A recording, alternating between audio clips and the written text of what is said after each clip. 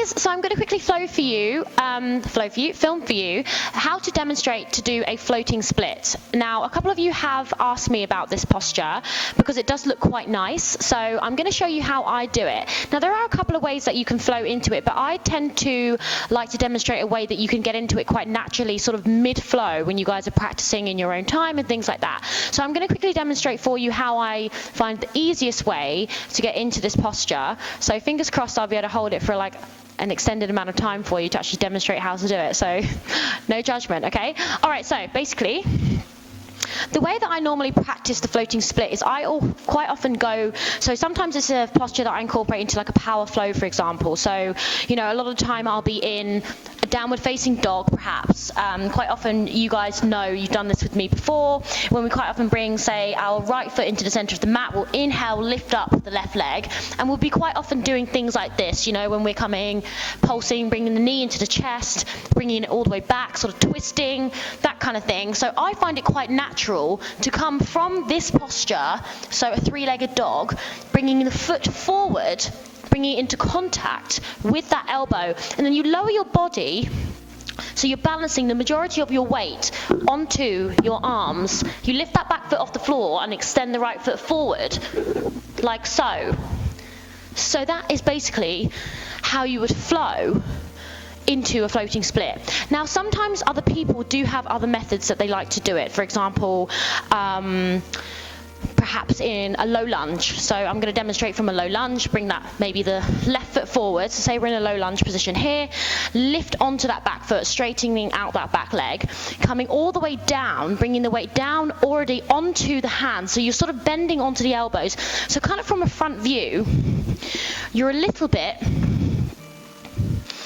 it's sort of like this, but basically the majority of your weight goes onto the back arm, like where you put the weight in a crow pose. That's where the majority of the weight goes here. It's quite the same sort of positioning. Obviously, it is a combination of balancing the weights between the two hands. So you're bringing your body weight forward and you're balancing all your weights. Mainly, for me, I tend to put more weight into my right hand.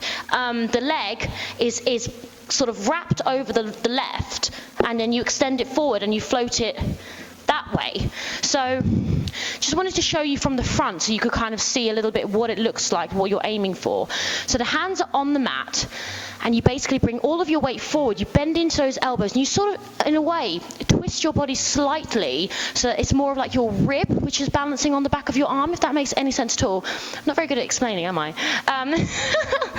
So lift up into your high plank position. You're going to bring that left foot forward, really, really bring it forward so that you can almost get that shoulder underneath the knee, you know? So really get yourself really down there, position it. You almost want to kind of bring your hands a little bit further behind your foot, and make sure your hands are both in line, bending the elbows, bringing the weight onto your arms, and then gently float your leg up, and you're going to hold it here, like so.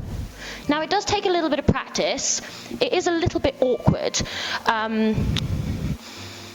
but that's pretty much how you do it. Now, it's very strange, actually, because everybody has different mobility in their hips. Like, for example, I can do the right split, so on like a front split, I can do it on my right leg, but yet my better floating split is on my left.